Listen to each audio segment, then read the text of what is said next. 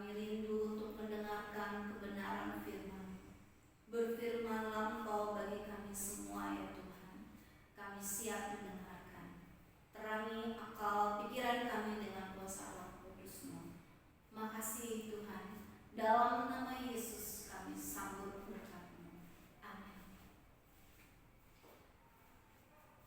Mari kita baca di dalam Matius pasal yang ke-25 ayat yang ke-31 sampai ayat yang ke-46, yaitu nats yang diambil Minggu pada tanggal 22 November 2020.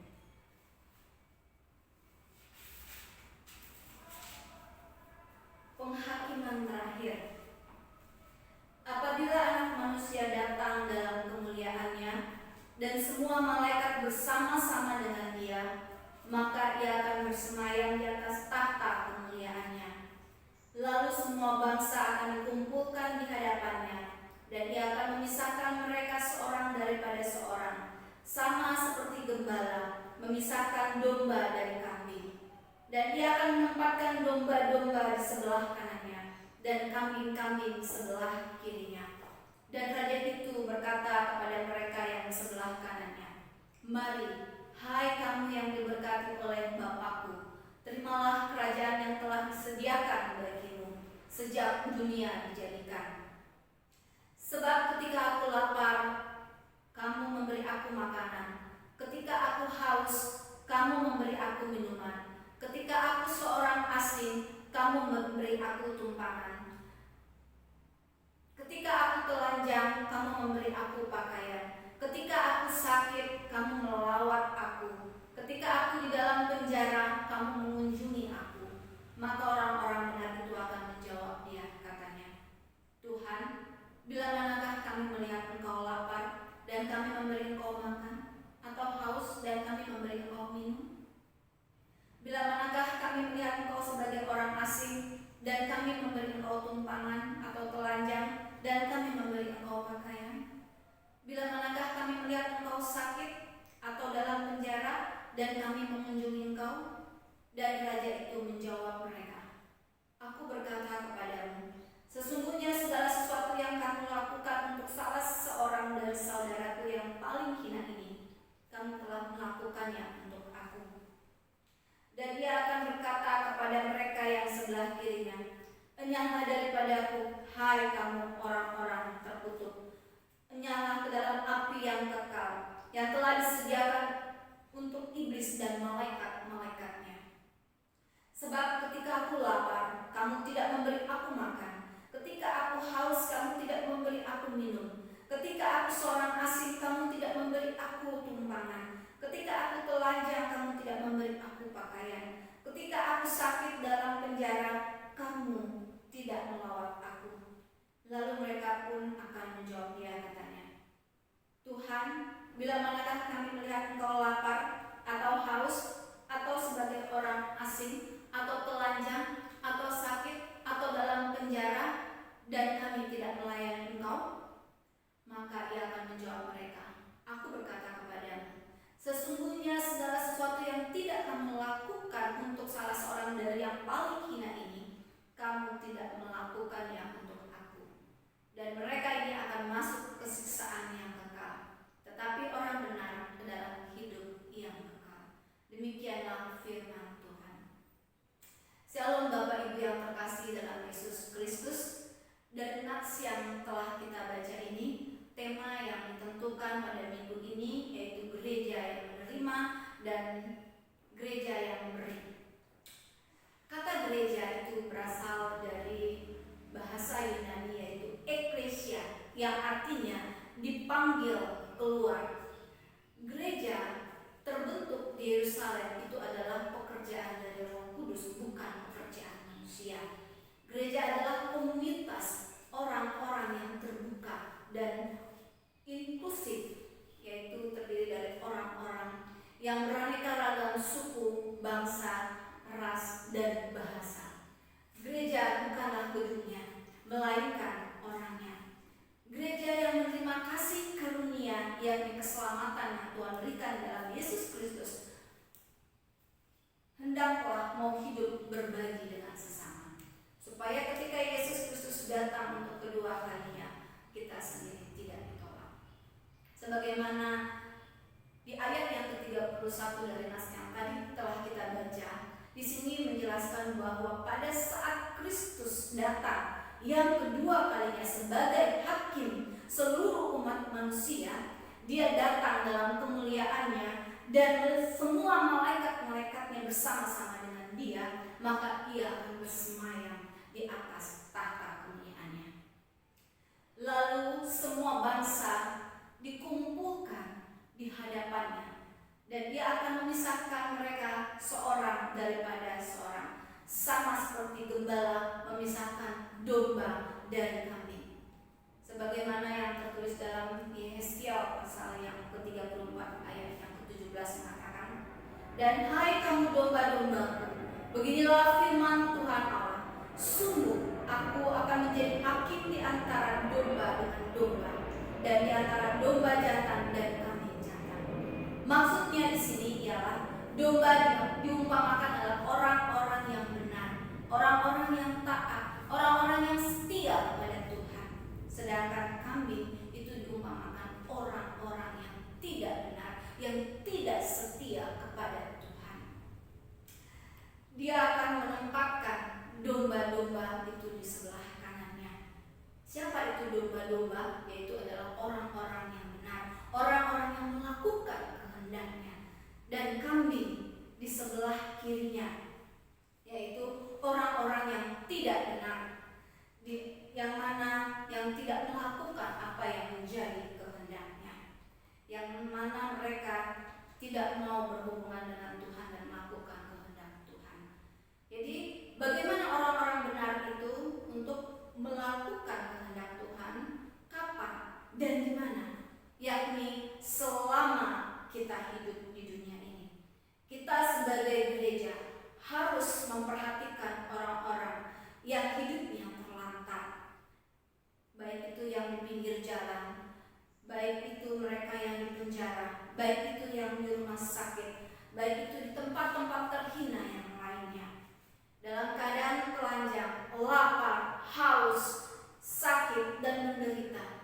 Itulah hubungan gereja dengan Kristus. Di situ nyatalah bahwa ada suatu hubungan yang istimewa antara gereja yang sudah menerima kasih karunia yang dari Tuhan dan gereja memberinya kepada orang-orang yang dianggap paling hina.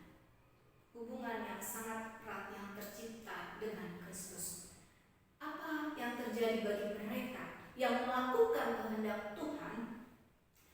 Di ayat yang ke-34 ini dijelaskan bahwa pada waktu itu Raja, yaitu Yesus Kristus, berkata kepada mereka di sebelah kanannya, mari hai kamu yang diberkati oleh Bapakku, terimalah kerajaan yang telah disediakan bagimu sejak dunia dijadikan, yakni kerajaan surga, di mana orang-orang benar mendapat tempat kemuliaan bersama-sama dengan Kristus.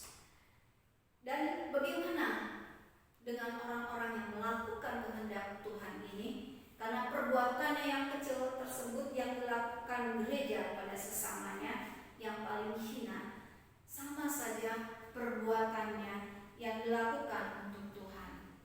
Hal-hal ini diingat dan tidak diingat oleh mereka yang melakukan kehendak Tuhan sebagai jasa atau orang-orang benar. Sebab hal ini adalah dampak dari iman yang hidup dan bukan dasar yang membuat pelakunya dapat diterima. Dan perbuatan-perbuatan kecil ini sering diabaikan oleh orang lain. Di dalam Matius 10 ayat 40-42 dikatakan, barang siapa menyambut kamu, yang menyambut aku, dan barang siapa menyambut aku, yang menyambut dia yang menyambut seorang benar sebagai orang benar.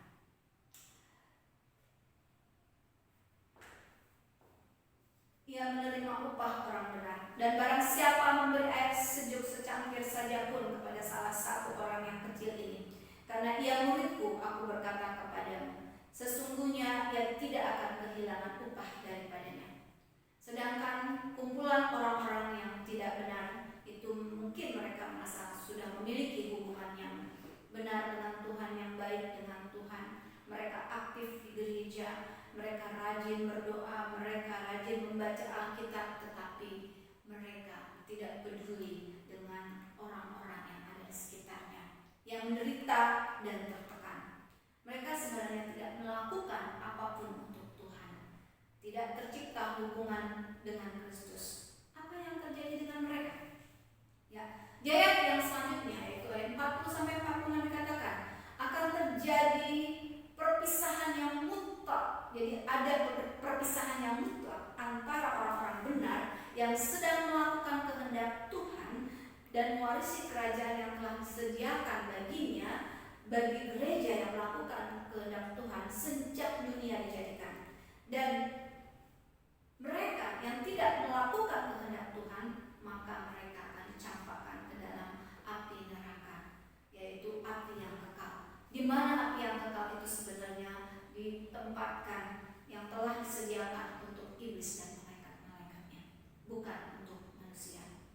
Bapak Ibu Saudara yang terkasih dalam Yesus Kristus, firman Tuhan pada minggu ini mengajarkan kepada kita sebagai gereja tentang hubungan kita dengan Tuhan tidak dapat dikembangkan tanpa memperhatikan hubungan dengan sesama kita yang paling hina. Sebagai gereja, kita banyak menerima berkat dari Tuhan, yang dikasih karunia yang tidak dapat dinilai oleh apapun. Sebagai gereja yang sudah banyak menerima kasih karunia ini, hendaklah kita gereja memberikan tumpangan, ya, memperhatikan mereka yang terhilang, memperhatikan mereka yang haus dan lapar, dan memberikan tumpangan bagi saudara-saudara kita yang membutuhkan pertolongan kita, memberikan sumbangan bagi mereka yang membutuhkan pakaian, baik itu di panti asuhan, baik itu karena korban bencana alam, ataupun orang-orang yang ada di sekitar kita. Mengunjungi saudara-saudara kita yang sakit dan dalam penjara. Walaupun kita tahu di saat pandemi COVID-19 ini memang tidak boleh untuk membesuk, minimal kita sebagai gereja itu mendoakan mereka. Sebagai ilustrasi dari gereja memberi, ada sebuah kisah di pedalaman Kalimantan, di mana seorang musafir berjalan seorang diri menuju ke suatu dusun terpencil, tempat di mana dia tinggal. Menuju ke dusun itu harus melalui hutan belantara dan sebuah desa. Pada waktu itu hari semakin gelap, hujan sangat deras, dan tidak ada pencahayaan sedikit pun, sehingga musafir itu berjalan mengikuti mata batinnya. Sampailah ia pada sebuah desa, dan di ujung desa itu ada sebuah rumah, yang mana penghuni rumah itu dengan ramahnya menyambut dia, meminta dia untuk singgah dan bermalam di tempat tinggalnya. Dan si penghuni rumah itu menolong orang tersebut dengan meminjamkan pakaiannya, karena pakaian si musafir ini sudah basah kuyup karena hujan deras. Lalu si tuan rumah ini menjamu tamunya ini dengan baik, dengan memberikan makan malam. Singkat cerita, kita dapat melihat bagaimana orang ini yang sudah menerima berkat Tuhan, yaitu kasih karunia keselamatan yang diberikan oleh Yesus Kristus, sebagai wujud imannya, sebagai bentuk imannya, ia melakukan yang terbaik buat Tuhan dengan memperhatikan sesamanya. Terlebih khusus, dia memberikan tumpangan kepada orang asing sekalipun itu hanya semalam. Demikian kita melihat bagaimana hidup gereja yang memberi, dan dia juga menjadi berkat bagi sesamanya. Jemaat Tuhan yang terkasih dalam Yesus Kristus, kita sebagai gereja, yaitu yang telah menerima berkat Tuhan, keselamatan dalam Yesus Kristus, harus menjadi gereja yang